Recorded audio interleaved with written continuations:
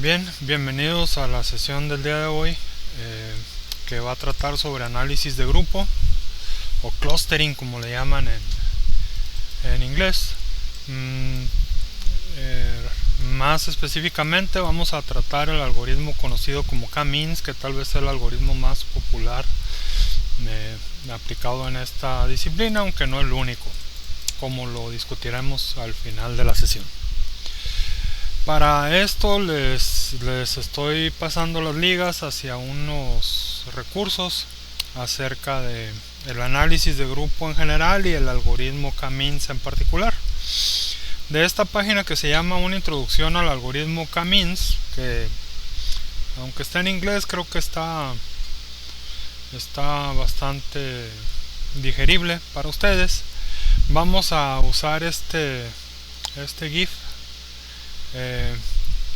que nos va a permitir explicar el funcionamiento del algoritmo. Entonces la segunda liga de la paginita que les estoy pasando en la carpeta de Dropbox es la liga a esta animación. Como les decía, el algoritmo de K-means está insertado dentro de esta cosa que se llama análisis de grupos, que básicamente es lo que se hace, o es la primera técnica que se aplica cuando tratamos de hacer aprendizaje no supervisado.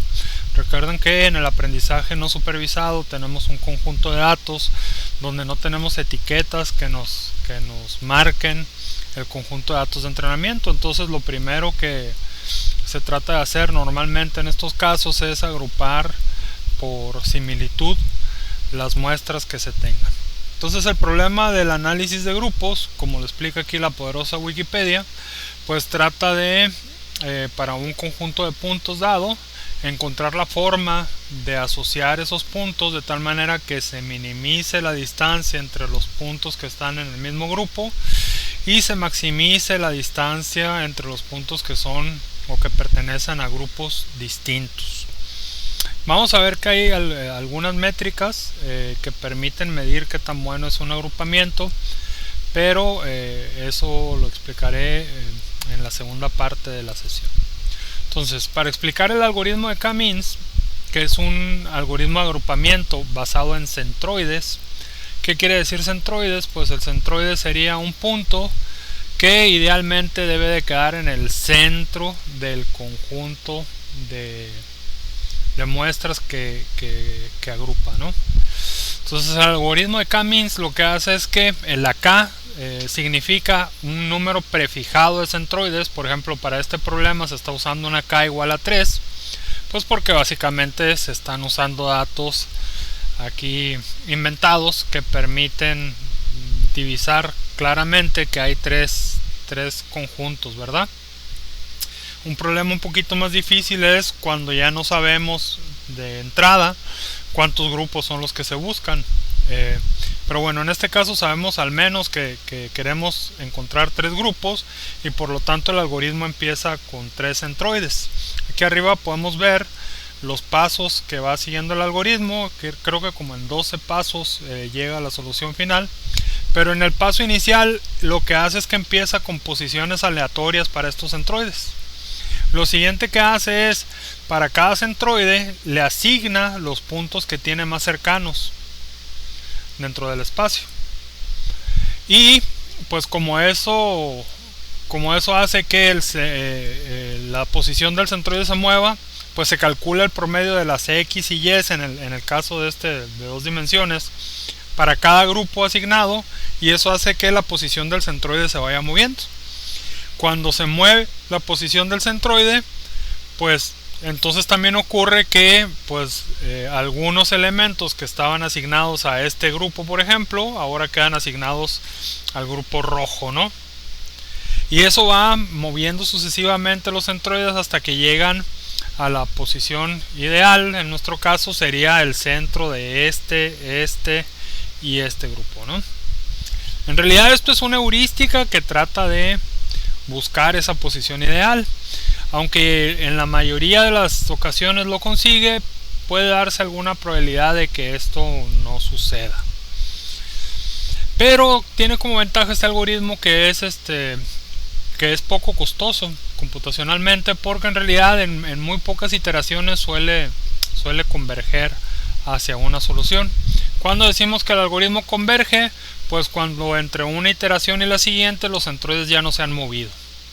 ¿Ok? Si no sabemos a priori cuántos grupos deben de buscarse, pues podríamos tratar de usar una medida objetiva de qué tan bueno es el agrupamiento e ir probando con diferentes cantidades de grupos hasta que lleguemos a un óptimo. Ahorita voy a explicar un poco de eso. Una forma de medirlo son estos índices de desempeño. El que vamos a utilizar nosotros es este que se conoce como índice de Davis-Bouldin, que se puede calcular como la distancia entre los centroides, como la sumatoria del máximo valor para... Esto va tomando dos grupos cada vez, el iésimo y el jésimo grupo, y lo que se hace es que en la parte de arriba se pone la distancia entre los elementos del grupo y su centroide, ¿no? Esta delta que está aquí arriba sería esa distancia para cada grupo. De tal manera que entre mayor sea la distancia dentro del grupo, este número se va a ir haciendo más grande, ¿no?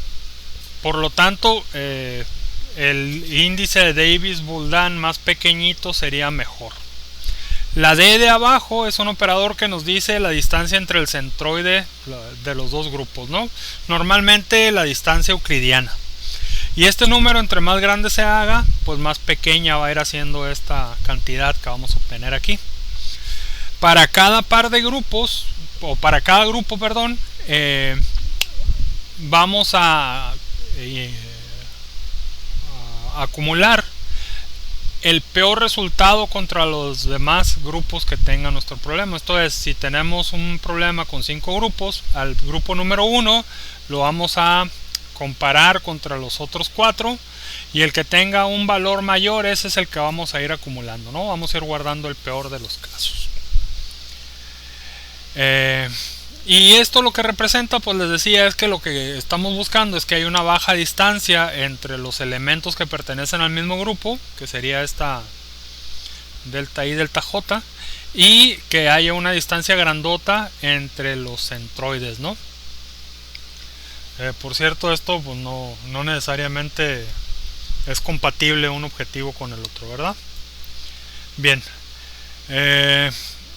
Para probar el algoritmo les estoy agregando esta carpeta que se llama K-means, donde está una implementación en C del algoritmo para un conjunto de datos también sintéticos e inventado, que se ve más o menos así. Estos datos creo que ya los habíamos usado en un problema de clasificación, y les voy a poner aquí el diagrama de dispersión para que veamos más o menos cómo están organizados. Podemos ver que aquí hay claramente 5 grupos de datos, así es que la K óptima para este problema debería de ser K igual a 5. La idea entonces es que vamos a probar con diferentes Ks, K igual a 2, K igual a 3, K igual a 4, K igual a 5, 6, 7, 8, y usando el índice de Davis-Bouldin vamos a seleccionar cuál es la mejor K para este problema, pero de manera automática, o sea que el programa lo haga por nosotros. Vamos a ver cómo está implementado esto en el código de C. Entonces el algoritmo, si se fijan, en realidad no tiene demasiados pasos. Hay un primer paso que sería asignar esos centroides de manera aleatoria. Hay un segundo paso que es asignar los puntos al centroide más cercano, y hay un tercer paso que sería mover el centroide hacia el promedio de las coordenadas de los puntos que tiene asignados, y este proceso se va repitiendo hasta que ningún centroide se mueve del lugar. ¿Ok? Entonces el resultado del algoritmo en realidad es una lista de coordenadas. Cada coordenada me va a representar uno de los centroides, de los K centroides que representan la solución del problema. Para eso está definida esta estructura, donde X va a tener las coordenadas de cada centroide. Tenemos también un arreglo que nos permite guardar las sumas de las coordenadas para sacar el promedio, y por aquí para guardar las deltas de cada centroide, o sea, la distancia promedio de los puntos a su centroide, de tal manera que no la tengamos que estar recalculando cada vez que vamos a encontrar uno de los elementos del índice de Davis-Bouldin, y la cuenta que nos dice cuántos elementos hay en cada grupo. Si esta cosa está bien, al final deberíamos de tener 100 elementos en cada grupo por la forma en la que está hecho el conjunto de datos, ¿no? Tenemos aquí una función sencilla que lo que hace es que calcula la distancia euclidiana entre dos puntos en un espacio de dimensión dim. Dim entonces va a ser un parámetro que nos dice cuántas dimensiones tiene nuestro problema. En el caso de estos datos, pues tiene 2 dimensiones. No porque no se pueda hacer con más, sino porque es lo más fácil de plotear, ¿no? Entonces básicamente esto va incrementando el cuadrado de las diferencias de cada coordenada, y al final pues regresa la raíz cuadrada de esa sumatoria, ¿no? La norma L2 o distancia euclidiana conocida ya, ¿no? Tenemos una función que nos permite plotear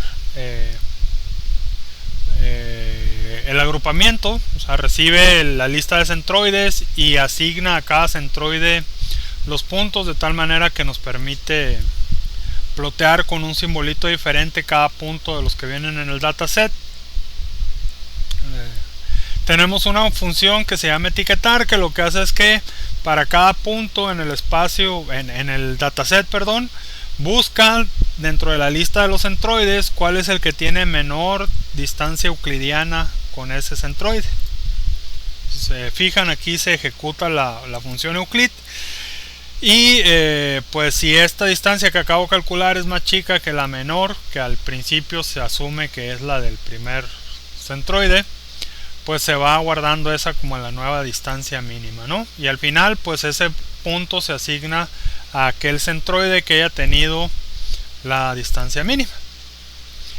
Y por último pues está el pollo del arroz con pollo, el algoritmo que realmente, la parte del algoritmo que realmente implementa el K-means, que lo que hace es que aquí inicializa los centroides, pero no los inicializa en posiciones completamente aleatorias, sino lo que hace es que escoge puntos del dataset aleatorios. Esto es, escoge los n primeros puntos del dataset, pero este dataset primero hicimos un barajeado, aquí un shuffle, de tal manera que los 5 primeros puntos son 5 puntos escogidos aleatoriamente, o los 6 o los k primeros puntos son puntos escogidos aleatoriamente, y se asignan esos como centroides.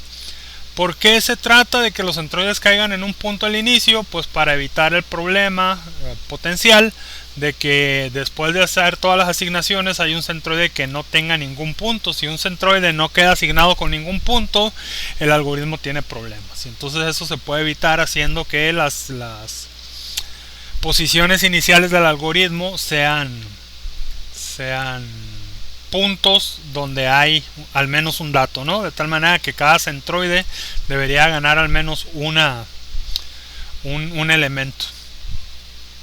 Y aquí tenemos el ciclo principal del programa, o sea, después de estas posiciones iniciales que se generaron aquí, tenemos el ciclo principal del programa. Flag nos permite saber si hubo al menos un movimiento de centroides, si un centroide cambió de posición.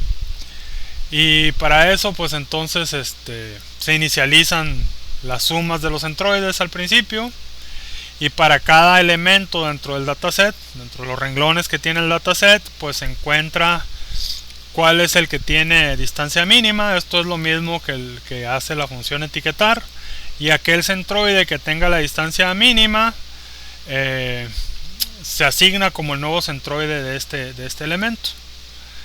Si el centroide que se va a asignar es diferente al centroide que estaba en el dataset, pues entonces prendemos la bandera, porque quiere decir que al menos un punto ya cambió de centroide, ¿no? Vamos entonces a contar, a incrementar la cuenta de elementos que tiene este centroide. vamos a guardar la distancia mínima como el delta. Este delta al final se tiene que dividir entre la cuenta para ahora sí tener la distancia promedio, ¿verdad? Y por último se va haciendo la suma de las coordenadas a la posición del centroide, ¿no? También esta suma de las coordenadas al final se va a dividir entre la cuenta para tener la posición promedio de todos los puntos, que es la posición en la que debe estar el centroide. Eso es lo siguiente que ocurre aquí. Una vez que ya asigné a todos los puntos, para cada centroide divido entre la cuenta convertida a flotante para que no me trunque los decimales, y ahora entonces cada coordenada del centroide se movió al promedio de la coordenada de todos los puntos que tiene asignado. Esto sigue ocurriendo hasta que llega un punto en que cuando lleguemos al while la bandera está en 0. ¿Cuándo va a llegar a 0 aquí? Pues va a llegar a 0 aquí cuando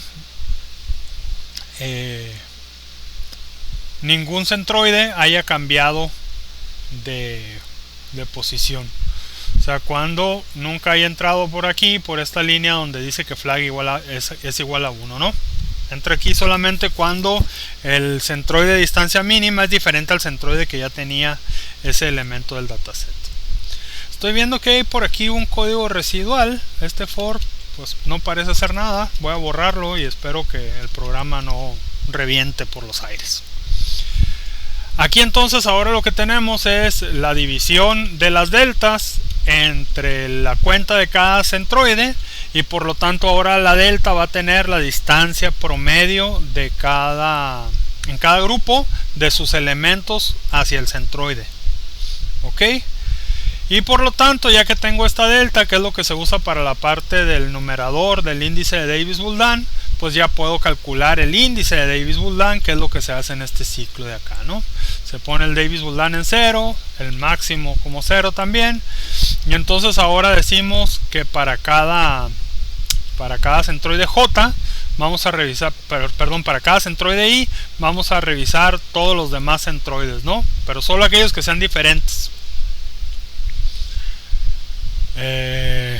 Y entonces ahora decimos que el Davis-Bouldin actual sería el promedio de los centroides del grupo I, del clúster I, más los del clúster J entre la distancia euclidiana de los dos centros, ¿no?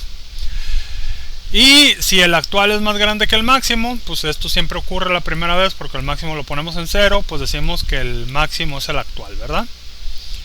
Y al Davis-Bouldin al final, pues lo que hacemos es que le vamos incrementando el más grandote de estos, ¿no? Entonces este max sería como el argumento máximo, y esto de aquí pues sería el ciclo que encuentre ese máximo. Al final entonces dividimos el índice de Davis-Bouldin entre el número de centroides para normalizarlo, ¿no? Porque si no, cuando tuviéramos más centroides, el índice de Davis-Bouldin iba a ser más grande independientemente de qué tan bueno fuera. Lo que hace el programa principal ahora entonces es probar con diferentes Ks. Prueba con K igual a 2, 3, 4, 5, 6, etcétera, ¿no? La idea es que conforme esta K se va incrementando, el índice de Davis-Bouldin debería de ir bajando hasta que pasamos de los 5 centroides, y entonces ahora el agrupamiento debería de empeorar. Esto es, si graficamos esos valores, ahorita voy a tratar de graficarlos, si graficamos esos valores deberíamos de ver un punto de inflexión justo al pasar K igual a 5, ¿no? En K igual a 5 deberíamos de tener un mínimo, y en K igual a 6 esto debería de volver a empezar a crecer.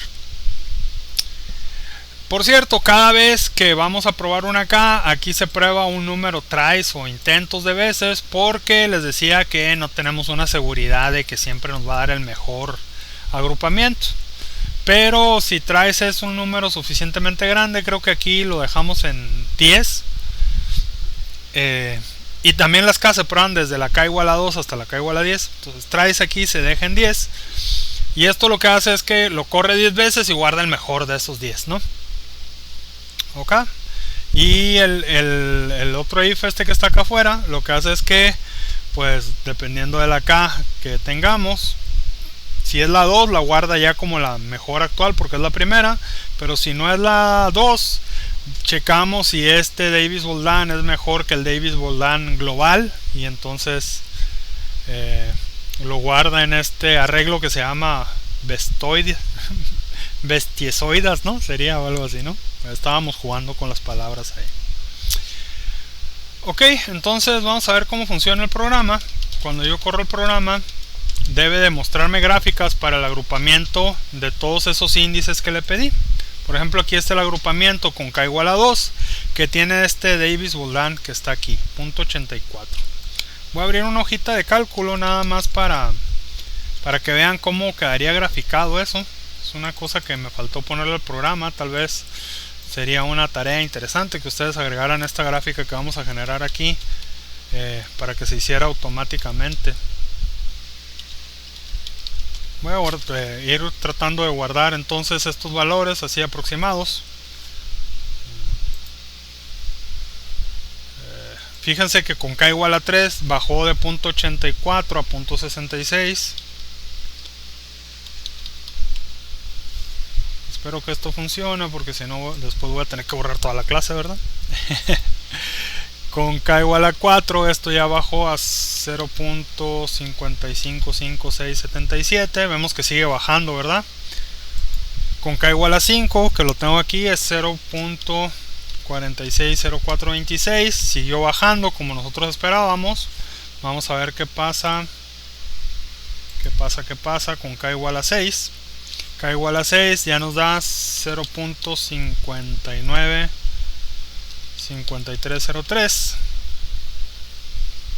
Y tal vez aquí podría parar, ¿no? Voy a hacer uno más, nomás para que se note mejor la gráfica. K igual a 7 nos da 0.609288. Entonces, si yo grafico estos valores, bueno, nomás aquí recordar que el primero es en realidad, el primero es 2, 3, 4, 5, 6 y 7. Esos serían los valores de K. Voy a tratar de hacer una gráfica entonces aquí. Espero que mis habilidades con hoja de cálculo me lo permitan. Sería una gráfica de línea, ¿verdad? Puntos y líneas. Y ahí se ve ya, de hecho, el codo, ¿verdad? Que nosotros estamos esperando. Lo único que aquí aquí quiero una primera columna como etiqueta, pero para que eso funcione entonces necesito desde C. A ver, voy a capturar otra vez el intervalo de datos.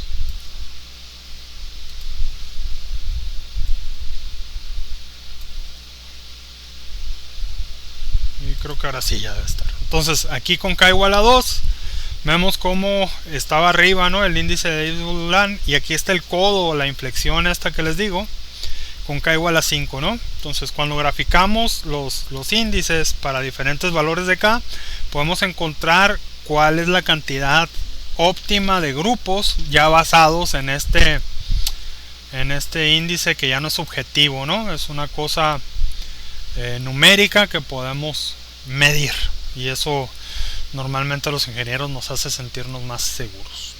Entonces básicamente esto es lo que hace el algoritmo de K-means, explicado de una manera muy veloz. Hay unas cuantas funciones del programa que no expliqué, pero no las expliqué porque ya las teníamos vistas. Déjenme mostrarles cuáles son. Pues una es carga, alea, ¿no?, que son las bibliotecas para la generación de números aleatorios. En realidad aquí no usamos ninguna de estas macros. La única cosa que usamos es la función shuffle, que viene incluida en randist, y usamos esta función de inicializar los aleatorios, ¿no?, esta función de aquí, y después usamos este R para llamar al barajar. Y la otra cosa que no expliqué, pero que ustedes ya deben de estar familiarizados, pues es esta cabecera de carga, ¿no?, que es el que permite cargar el archivo CSV. Cuenta cuántos renglones tiene el archivo y después carga los datos en una estructura, ¿no? Incluso tiene aquí cómo describirlo estadísticamente y normalizarlo y demás. Pero esas son partes aburridas que no vamos a tratar ahorita. Bien, ya nada más para finalizar la sesión, les diría que en realidad este K-means es uno de muchos algoritmos que se pueden utilizar para hacer agrupamientos. Otra forma, por ejemplo, de hacer agrupamientos es lo que se conoce como agrupamiento jerárquico. El agrupamiento jerárquico lo que hace es que va dejando en el mismo grupo primero a los dos puntos más cercanos de todo nuestro dataset, ¿no? O sea, busca los dos que estén más cerquita entre sí y a esos dos los vuelve un grupo. Y este grupo entonces sustituye a esos dos datos. Entonces vuelve a buscar los dos puntos o grupos que estén más cerquita entre sí y los va agrupando, ¿no? De tal manera que al final tenemos una especie de árbol binario que agrupa los elementos. Y ya después tendríamos que entonces explorar ese árbol binario para ver a qué nivel o con cuántos grupos nos interesaría quedarnos. Otra forma de hacer agrupamiento es lo que se conoce como mapas autoorganizados o redes de Kohonen, que sería como un tema de la materia de redes neuronales donde se aplican este tipo de redes para buscar hacer clustering en un conjunto de datos, y este tiene la ventaja de que no necesita saber K a priori. Bueno, sería todo para esta sesión. Ya casi estamos terminando las sesiones del curso. De hecho, la última unidad, que es la que nos faltaría después de esto, va a tener que ver con un trabajo que les voy a mandar por correo electrónico, donde les voy a explicar que hay que hacer un control de lectura. Pero bueno, espero que nos podamos ver pronto en persona. Mientras tanto, sigan cuidándose y ojalá y estén todos sanos ustedes y sus seres queridos.